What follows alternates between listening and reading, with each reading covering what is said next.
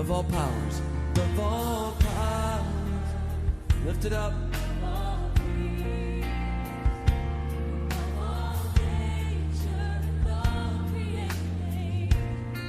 Above all wisdom. Shalom, shalom, peuple de Dieu. Je suis dans la joie de me tenir encore une fois de plus devant vous. C'est l'homme de Dieu, votre serviteur, le berger Saint-Paul Loabéa, de Daniel Ministries, ce grand ministère de prière et d'adoration que dirige l'homme de Dieu, le prophète Daniel Loalaba. Alors aujourd'hui, encore une fois de plus, par la grâce de Dieu, nous serons devant vous pour partager avec vous la parole éternelle, la parole de Dieu. Et je suis convaincu qu'au contact de cette parole, votre vie va prendre une direction divine. Alléluia. Je suis convaincu qu'au contact avec la parole créatrice de Dieu, votre vie sera plus la même, ne sera plus la même. Alléluia. C'est pour cela que nous allons sans plus tarder commencer ces instants par rendre grâce à Dieu. Et laissez-moi vous dire que dans les instants qui suivent, vous entrerez en contact avec la vérité qui libère les vies. Selon qu'il est écrit, vous connaîtrez la vérité et la vérité vous affranchira. Est-ce que nous pouvons, de partout où nous sommes, incliner nos têtes pour prier un instant? Seigneur Jésus-Christ, notre Seigneur et notre Roi, nous te sommes infiniment reconnaissants pour cette journée et ces instants que tu nous accordes autour de la parole, autour de ton esprit, autour de la vie de la parole. Nous te promettons, Seigneur Jésus, notre dévouement à ce que tu vas nous dire à travers ta parole. Seigneur Jésus, merci parce que le fait que tu nous envoies ta parole, ça montre que tu te soucies de notre vie. Merci parce que tu veux donner à notre vie de la lumière, de l'éclat et de la gloire. Merci parce que tu as payé le prix à la croix, ce prix que les anges n'ont pas payé, ce prix que nos parents n'ont pas payé, ce prix qu'aucun homme ne pouvait payer. Toi, tu l'as payé, Seigneur. Que l'honneur, la puissance et la gloire te reviennent. Donne-nous ta vie et nous vivrons pour toi, pour les restants de nos jours. Pour ta seule gloire, nous avons ainsi prié avec foi et assurance. Nous disons tous Amen. Amen. Que Dieu vous bénisse. Alors, je suis très content aujourd'hui parce que nous allons échanger autour d'un thème magnifique.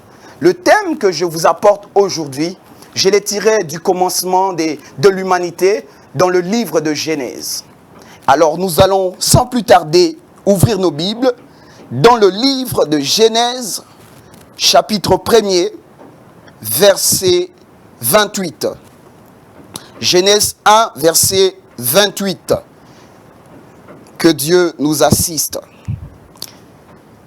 Alors, il est écrit, Dieu les bénit et Dieu leur dit, soyez féconds, multipliez, remplissez la terre et la sujettissez et dominez sur le poisson de la mer, sur les oiseaux du ciel et sur tout animal qui se met sur la terre. Parole du Seigneur. Alléluia. Alors notre thème d'aujourd'hui, nous le basons sur ces écritures, sur cette portion des écritures. Et notre thème est « Soyez féconds, multipliez ». Alléluia. Est-ce que tu peux répéter avec moi « Soyez féconds et multipliez ». Bien-aimés dans le Seigneur, à partir du commencement, la Bible nous montre avec preuve à l'appui que le ciel et la terre ont été créés par Dieu. Parce que nous croyons que la parole de Dieu, elle est oui et amen. Et nous savons que les choses sont telles qu'elles sont écrites dans la Bible. Aucun scientifique ne pourra nous amener à croire le contraire. Alléluia. Et Dieu a créé le premier jour, le deuxième, le troisième et tout. Et la suite, nous le savons très bien. Mais arrivé au sixième jour, Dieu va créer l'homme. Alléluia. Et la Bible dit que Dieu, au moment de créer l'homme, il a pris une référence qu'il était lui-même. Il a dit, créons cette fois-ci l'homme à notre image et à notre ressemblance. Vous allez remarquer que pour créer toutes les autres créatures, Dieu ne s'est référé à aucune chose. Alléluia. Mais pour créer l'homme, c'est-à-dire pour te créer toi et moi, Dieu s'est référé à lui-même. C'est pour cela, la Bible dit dans les psalmistes que qui est l'homme pour que tu prêtes attention à lui? Tu l'as créé de peu inférieur à Dieu. Alléluia. J'aimerais te dire que là où tu es, mon frère, ma soeur, que les problèmes de ce monde, que les circonstances difficiles, que les moments sombres par lesquels tu passes ne te fassent pas oublier qui tu es. Tu es la plus merveilleuse des créatures que Dieu a fait sur la terre. Alléluia. Parce que Dieu t'a créé selon son propre modèle. Alléluia. Dieu t'a créé à son image, à sa ressemblance. Alors la Bible nous dit par la suite que lorsque Dieu a créé l'homme à son image et à sa ressemblance, Dieu avait un plan. Alléluia. Le plan de Dieu est décrit dans Genèse 1:26. La Bible déclare ceci. Créons l'homme à notre image et à notre ressemblance afin qu'il le domine. Alléluia. Et lorsque vous allez étudier ce plan de Dieu pour l'homme, vous allez remarquer ensemble avec moi que l'homme n'a pas d'abord été créé pour autre chose que pour dominer sur la terre. Parce que Dieu a les cieux et il venait de créer une terre, un autre domaine en dessous des cieux, et c'était une nouvelle juridiction qui devait être dominée, régie, dirigée. Et Dieu a créé un être semblable à lui afin qu'il s'exerce sur la terre comme Dieu agit dans les cieux. Alléluia. Donc le plan parfait de Dieu pour l'homme à l'origine, c'était que l'homme domine sur la terre. Amen. Alors, lorsque Dieu crée l'homme, bien-aimé dans le Seigneur, et dès que l'homme prend vie, Dieu va souffler dans l'homme. Nous savons tous l'histoire. L'homme prend vie. La première des choses, la première conversation de Dieu avec l'homme m'a choqué. La Bible dit, Dieu les bénit. Et dans la bénédiction de Dieu, Dieu dit ceci. Soyez féconds et multipliez. Remplissez la terre et l'assujettissez. Et dominez sur les poissons de la mer, sur les oiseaux du ciel et sur tout animal qui se met sous la terre. Alléluia. Je t'ai dit au commencement que Dieu avait un plan. Alléluia. Il devait donc révéler à l'homme le plan et lui donner les outils, les compétences nécessaires à accomplir le plan de Dieu. Alléluia. Et le plan de Dieu, c'était le plan de la domination.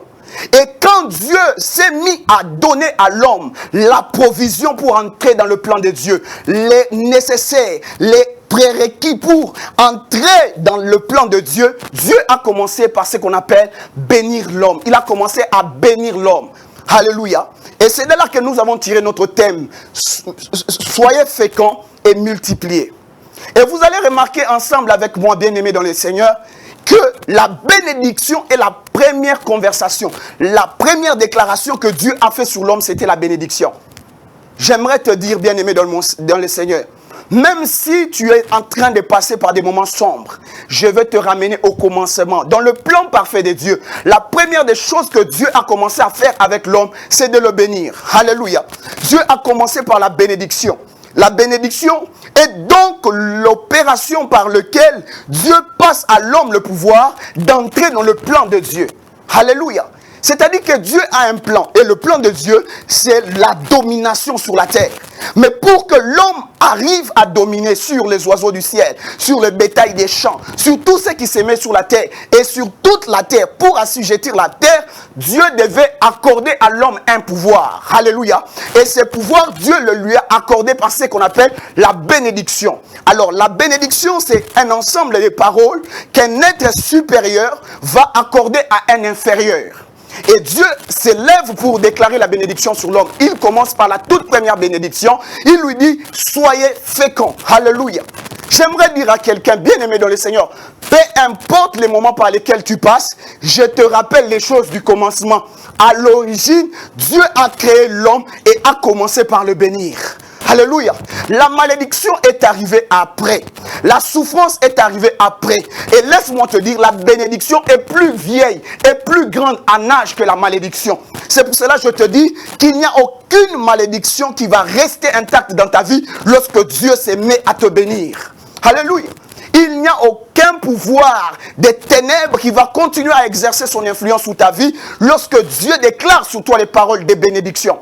Et Dieu s'est levé pour bénir l'homme. La première bénédiction que Dieu donne à l'homme, ça m'a choqué. Il lui dit, soyez féconds et multipliez. Alors, c'est quoi la fécondité? Alléluia. Parce que nous en parlons. Alors, la fécondité est un pouvoir que Dieu donne à l'homme pour lui donner la capacité de produire plus ou de reproduire plus. Alléluia. Donc, quand Dieu a créé l'homme à l'origine, Dieu savait que pour que l'homme soit ce que j'ai prévu qu'il soit, il a besoin d'un pouvoir. Et parmi ces pouvoirs, le premier dont je dois lui donner, le premier pouvoir que je dois accorder à l'homme, c'est le pouvoir de produire plus. Alléluia. Est-ce que tu peux répéter avec moi la fécondité? La fécondité est le premier pouvoir que Dieu donna à l'homme. Pourquoi? Parce que Dieu voulait que l'homme soit capable de produire plus, de reproduire plus. Alléluia. Est-ce que quelqu'un me comprend? Et nous savons tous que par la suite, l'homme est tombé dans le péché. L'homme est sorti du plan de Dieu. L'homme est devenu mortel alors qu'il ne l'était pas. Alléluia. C'est pour cela le Seigneur Jésus-Christ, le Sauveur et le Seigneur unique de l'humanité, est venu dans le monde, premièrement, pour sauver l'homme de sa perdition, et deuxièmement, pour le restaurer dans le plan de Dieu. Bien-aimé dans le Seigneur, je ne sais pas si tu me suis très bien. Je suis en train de te révéler que Jésus-Christ est venu pour beaucoup de choses. Vous l'entendrez dire, lorsqu'il a ouvert le livre d'Ésaïe dans la synagogue un jour, il a dit, l'Esprit du Seigneur est sur moi. Il a annoncé beaucoup des caractéristiques de sa mission. Mais vous remarquerez qu'en synthèse, c'était pour, premièrement, sauver l'humanité perdue et deuxièmement, pour nous restaurer dans les plans de Dieu.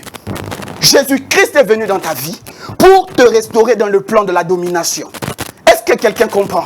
Un chrétien doit comprendre que Jésus-Christ est là pour te sauver. Non pas seulement pour te sauver pour la vie éternelle, mais pour te restaurer aussi dans le plan de la domination.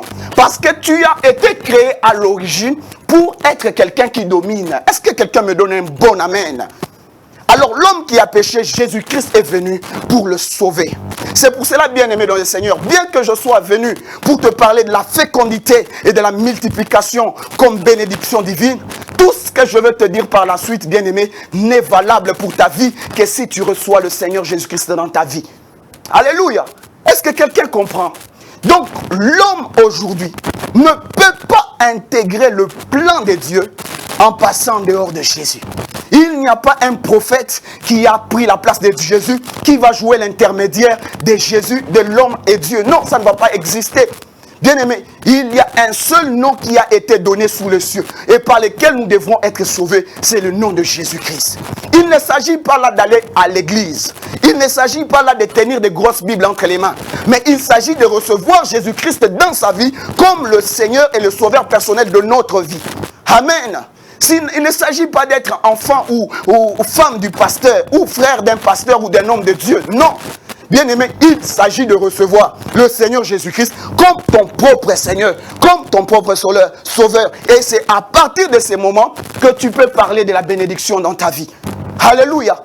Bien-aimé, que la richesse et l'abondance de ce monde ne te trompent pas. Lorsque Dieu est allé vers Abraham, souvenez-vous dans la Bible, Dieu lui dit, quitte la maison de ton père, quitte ta patrie, quitte tout cela et je te bénirai. Lorsque Abraham quitte la maison de son père, Abraham avait déjà des troupeaux, Abraham avait déjà des serviteurs. Abraham est sorti avec beaucoup de biens de la maison de son père. Mais la Bible dit que Dieu lui promettait encore la bénédiction. Donc la bénédiction n'est pas dans le nombre de maisons que tu as. La bénédiction de Dieu n'est pas dans le nombre de voitures que tu as.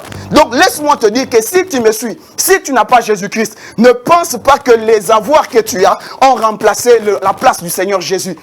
Jésus-Christ est le salut de ton âme. Jésus-Christ est le seul qui a la capacité de te faire entrer dans la bénédiction de l'Éternel. Alléluia. Tout commence par la bénédiction. Abraham avait des serviteurs, il avait des biens, mais il ne pouvait pas accéder à la bénédiction. Alléluia. Il devait croire en Dieu. Il devait croire en Dieu. Et croire en Dieu en notre temps, c'est croire au Seigneur Jésus-Christ. Il n'y a pas un prophète. Il n'y a pas quelqu'un qui va remplacer le Seigneur Jésus-Christ. Même pas ton pasteur, même pas ton frère, même pas ta mère, même pas ton père bien-aimé dans le Seigneur. J'aimerais nous réveiller la conscience. Aujourd'hui, nous courons tous derrière les prophètes, derrière les églises. Ce n'est pas mal, bien-aimé. Mais ça ne sert à rien de courir derrière les prophètes si votre âme n'est pas encore sauvée. Ça ne sert à rien de courir derrière les pasteurs si votre âme n'est pas encore sauvée. Le fait qu'on t'a prophétisé ne veut pas dire que tu es encore sauvé, tu es déjà sauvé. La Bible nous montre dans la Bible des femmes prostituées sous lesquelles Jésus-Christ a prophétisé. Alléluia. J'aimerais te dire aujourd'hui, tu dois recevoir le Seigneur Jésus-Christ afin que j'avance. Parce que si que je vais te parler sur la fécondité, la multiplication n'est valable dans ta vie que si tu acceptes le Seigneur Jésus-Christ. Je prie que là où tu es, en tant que l'aigle, lorsque le grand aigle va crier, lorsque le Seigneur se met à parler à ton cœur, que ton cœur ressente que la vie du péché dans laquelle tu es n'est pas la vie à laquelle tu es appelé. Lorsque le Seigneur est en train de t'adresser ces paroles, même si tu étais dans la religiosité, tu pars à l'église, mais tu sais que tu cultives encore une vie de péché. Tu pars à l'église, mais tu sais que tu n'as pas une relation personnelle avec Dieu. Même si ton père est pasteur, même si tu fréquentes les églises et les hommes de Dieu, tu fréquentes les milliers de prières et d'intercessions. Laisse-moi te dire, le salut, c'est une question de l'âme. Tu dois être sauvé, recevoir Jésus-Christ. Dire à partir d'aujourd'hui, je cesserai de vivre pour moi-même et je vivrai pour Jésus-Christ parce que lui a payé au prix de sa vie pour que moi je puisse être sauvé. Alléluia. Et lorsque tu es sauvé par le Seigneur Jésus-Christ, le privilège que tu as bien aimé dans le Seigneur, c'est que tu es éligible à la bénédiction. Est-ce que quelqu'un comprend? Je t'ai dit que quand le Seigneur Jésus-Christ te sauve, il te restaure ensuite dans le plan de la domination. Est-ce que quelqu'un est en train de comprendre? Donc, lorsque Jésus vient, il te redonne d'abord la vie que l'homme a perdue au commencement, la vie éternelle, et ensuite, il te remet dans le plan de la domination. Parce que l'homme a été créé pour dominer. Et la première bénédiction que Dieu a libérée sur l'homme pour dominer, c'est la fécondité. C'est la capacité de produire plus. J'aimerais dire à un enfant de Dieu, à un chrétien, quelqu'un qui a déjà reçu Jésus-Christ dans sa vie, bien aimé dans le Seigneur, tu es appelé à être fécond. Tu es appelé à être féconde, maman. Tu es appelé à être fécond. En d'autres termes, tu es appelé à exercer, manifester le pouvoir de reproduire plus. Alléluia. Jésus-Christ sait que pour atteindre le plan de Dieu, pour que toi tu entres dans les plans de Dieu, tu répondes vraiment au plan de Dieu, il faut que tu aies un pouvoir. Ça s'appelle la fécondité, la capacité de produire plus. Et la fécondité, pour ce qu'il y a de savoir, la fécondité a deux filles. Je veux dire que la fécondité est accompagnée de deux choses. Alléluia. Et la première fille de la fécondité, ça s'appelle la multiplication. Et la deuxième fille de la fécondité, ça s'appelle la croissance. Bien-aimés dans le Seigneur, on ne peut pas parler de fécondité pour quelque chose qui ne peut pas se multiplier. On ne peut pas parler de fécondité pour quelque chose qui ne peut pas croître. Alléluia. Bien-aimés dans le Seigneur, lorsque vous êtes un chrétien et que vous vous rendez compte que vous n'avez pas en vous le principe de la multiplication, vous ne pouvez pas manifester la croissance, il y a un problème. Il y a un problème et vous devez vous mettre à prier. Alléluia. Parce qu'il est écrit que ceux qui demeurent en lui portent des fruits, mais des fruits en abondance. Alléluia. C'est pour vous dire que la multiplication et la croissance viennent de Dieu. C'est un signe d'un pouvoir que vous recevez de Dieu. Et j'aimerais vous dire, le contraire de la fécondité, ça s'appelle la stérilité. Et tout domaine dans lequel vous ne remarquez pas encore la multiplication et la croissance, ça veut dire que dans ce domaine-là, vous êtes encore stérile. C'est ainsi qu'il est possible que vous soyez fécond dans le domaine d'avoir des enfants, mais vous êtes encore stérile dans vos finances. Parce que vos finances ne peuvent pas connaître l'abondance. Alléluia. J'aimerais vous dire, si quelqu'un vous a dit que la pauvreté est de Dieu, il vous a menti.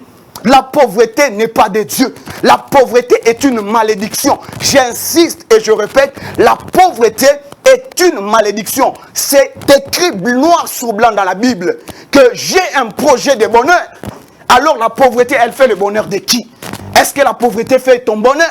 Il y a quelqu'un qui dit, mais moi, pauvre, ça me suffit et tout. Bien-aimé, la pauvreté ne fait pas de bonheur. Elle n'honore ni ton nom, ni le nom du Dieu que tu sers. Alléluia. Donc Dieu t'a créé pour que tu sois capable d'être fécond. Dieu crée l'homme à l'origine et lui donne un pouvoir. Et vous devez comprendre que ce pouvoir-là est un don. Dieu doit vous l'accorder. Alléluia. Non, il ne suffit pas d'être chrétien et s'il dit non. Vous devez être chrétien et après prier afin que Dieu vous rende fécond. Alléluia. La stérilité peut se manifester chez certaines personnes parce qu'ils n'arrivent pas à avoir des enfants. C'est la stérilité. Mais laisse-moi t'annoncer, même si tu n'as pas des enfants, il est écrit dans la parole infaillible de Dieu. Dans la parole de Dieu, il est écrit qu'il n'y aura pas parmi mon peuple des femmes stériles ou des femmes qui avortent. Alléluia. Ça veut dire que ça n'est pas dans les plans de Dieu que tu sois stérile, maman. Ce n'est pas dans les plans de Dieu que tu sois stérile, papa. Ce n'est pas dans les plans de Dieu. Et que ça ne va pas exister. C'est pour cela, tout ce que le diable essaie de te faire croire, croire que non, tu dois supporter, tu dois être à l'aise avec la stérilité. Bien-aimé, Silika, ce n'est pas la parole de Dieu. Ce n'est pas les plans de Dieu, ça. Si tu as cru au Seigneur Jésus, tu dois te révolter contre la stérilité. Tu dois refuser de vivre la stérilité. Et je vous ai dit, tout domaine dans lequel on est incapable de produire plus, on est encore stérile dans ces domaines-là. C'est ainsi que vous verrez que dans la vie de tout un chacun de nous, il y a toujours une stérilité dans un certain domaine. Il y a d'autres personnes, ils sont stériles dans la foi. C'est-à-dire que lui n'a pas gagné quelqu'un à Jésus-Christ. C'est aussi ça la stérilité. Alléluia. Même la femme samaritaine, après être gagnée par le Seigneur, quand elle a cru en qui il était, elle a couru dans la ville pour annoncer aux gens, venez voir. Parce que la foi en Dieu vous rend capable d'enfanter des autres personnes. La foi en Jésus-Christ vous rend capable de gagner des autres personnes. Nous refusons ce christianisme où vous croyez au Seigneur Jésus-Christ tout seul dans votre maison. Tu es le seul qui a cru au Seigneur Jésus. Et aux autres CP là, tu diras toujours qu'on te combat, on te combat. Est-ce que tu prends le temps de prier afin que Dieu te donne le pouvoir d'engendrer même au sein de ta famille? Quand vous lirez, vous verrez que André a appelé Simon. Vous verrez que dans la Bible, ce sont des gens qui ont amené des autres aussi vers le Seigneur. Aujourd'hui, nous avons des églises. Tout tourne autour de nous. La prédication tourne autour de nous. Les prophéties tournent autour de nous. C'est moi qui vais voyager. C'est moi qui vais trouver le travail. Mon travail, mon voyage, ma promotion, mon ministère. Moi. Mais quand est-ce que nous allons produire des fruits? Quand est-ce que nous allons porter des fruits? Il y a plusieurs paraboles dans la Bible qui montrent que Dieu est contre les figuiers stériles. Alléluia. Dieu est contre les vignes stériles. Dieu est contre les arbres stériles. Lorsque vous êtes là, un chrétien, tu as combien de temps dans le Seigneur? Tu n'arrives pas à gagner des âmes. Et tu penses que c'est ça la vraie foi. Laisse-moi te dire, tu passes à côté de la bénédiction. Il y a des gens, ils ont rencontré Jésus-Christ aujourd'hui. Ils ont commencé à parler de lui. Et ils ont gagné des âmes. Le problème, c'est quoi? Chacun, c'est le salut individuel. C'est vrai. Le salut, c'est ta foi individuellement. Mais le salut fait en sorte que tu sois un panneau par lequel Dieu apportera le salut dans les vies des autres.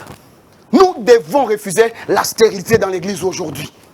Aujourd'hui, tout tourne autour de nous. Ce n'est pas normal, bien-aimé. C'est une autre forme de la stérilité. Donc, je prie par le nom de Jésus-Christ que partout là où il y avait la stérilité, même dans ta foi, là où ton christianisme est devenu incapable de gagner les gens au travail, incapable de gagner les gens dans ton université, incapable de gagner les gens dans ton quartier, bien-aimé, que Dieu te communique aujourd'hui même le pouvoir de la fécondité, afin que même par ta vie de prière, que des autres personnes aient envie de prier, que par ta vie de consécration, que les gens aient la soif de se consacrer, que ta vie de foi puisse inspirer les autres à chercher Dieu. Alléluia. Parce que nous sommes en train de parler de la fécondité. Je ne te parle pas seulement de la fécondité des enfants. Non. Je ne te parle pas seulement de la fécondité financière. Non. Mais aussi de la fécondité dans la foi. Tu dois être capable, bien-aimé, que tu sois homme ou femme, capable d'amener des gens à Jésus. Tu dois être capable d'apporter les gens à la foi. Alléluia. C'est ça l'église primitive. C'est une église capable par ses prières. Ils se mettent dans la chambre haute. Ils ne prient pas seulement. Mais quand ils prient et que les gens viennent, ils ne commencent pas seulement à les critiquer. Ils les critiquent, mais ils finissent par se convertir. Parce que ces jours-là, la Bible nous dit dans Acte 2, après le sermon de l'apôtre Pierre, ces jours-là, il y a eu plus de 3000 âmes converties. Aujourd'hui, tout ce que font nos messages, c'est révéler la polémique. C'est pour montrer combien nous sommes capables de bien prêcher. Non, que le Seigneur nous délivre et délivre l'église de notre pays et l'église du temps de la fin. Que Dieu nous délivre des prédications polémiques. Que Dieu nous délivre de ces prédications qui ne convertissent plus les âmes. Que Dieu nous délivre de ces miracles qui ne lèvent que la polémique. Alléluia. Nous sommes appelés à gagner les mondes. Jésus-Christ n'a pas envoyé les apôtres dans les nations pour faire des églises. Jésus-Christ n'a pas envoyé les apôtres dans les nations pour faire des ministères, pour faire des noms, pour bâtir des trucs. Non. La première mission pour laquelle Jésus-Christ a dit, allez là-bas et faites quoi? De toutes les nations mes disciples. Dieu veut que les nations soient ses disciples. Dieu veut des disciples avant nos églises. Dieu veut des disciples avant nos voyages. Dieu veut des disciples avant ton mariage. Dieu veut des disciples. Dieu veut des disciples. Et lorsque tu décides de faire de Dieu ta alors Dieu fera de tes priorités ses propres priorités. J'étais en train de dire que lorsque tu fais des affaires de Dieu ta priorité, Dieu fera de tes affaires sa priorité. Alléluia. Il agit dans la justice selon celui qui agit aussi justement avec lui.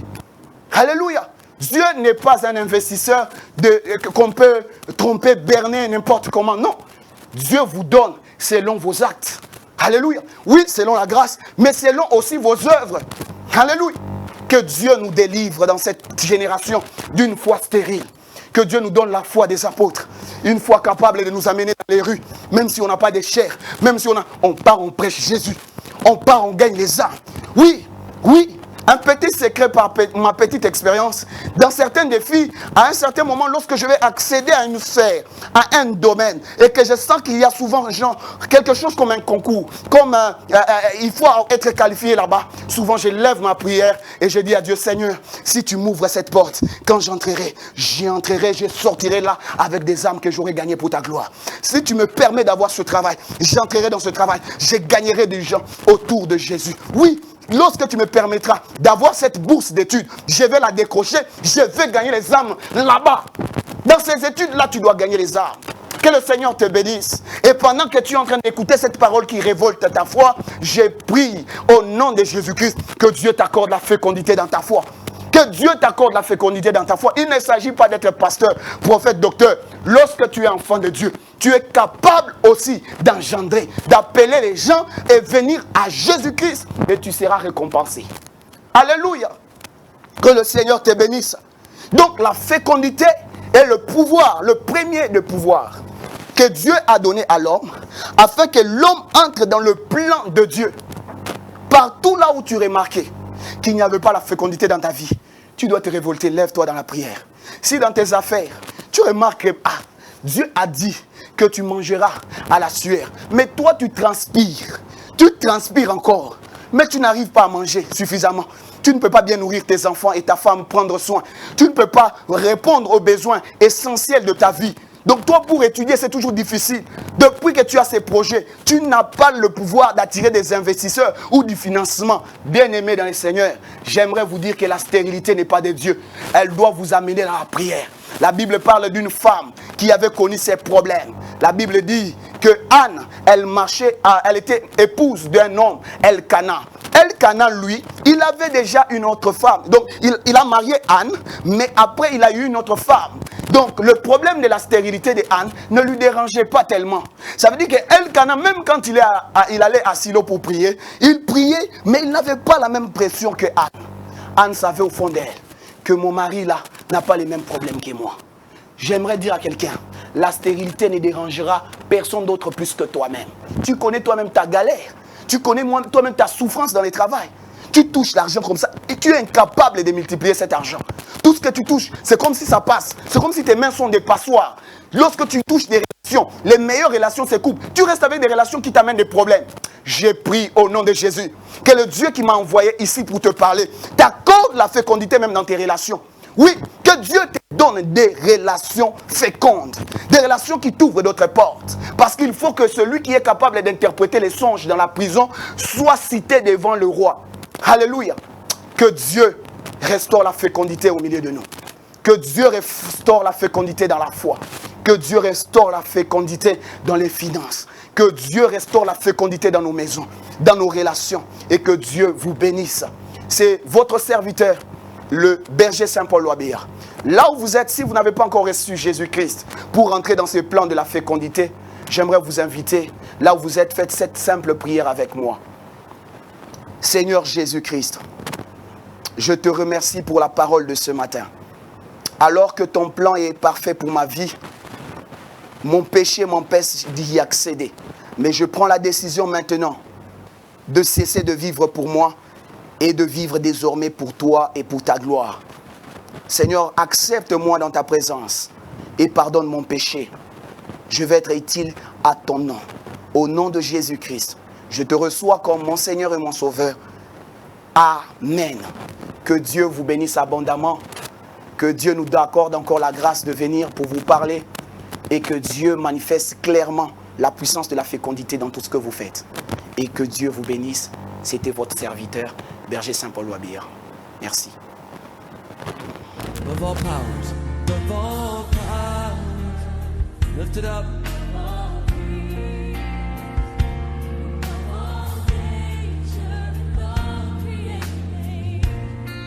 Of all wisdom.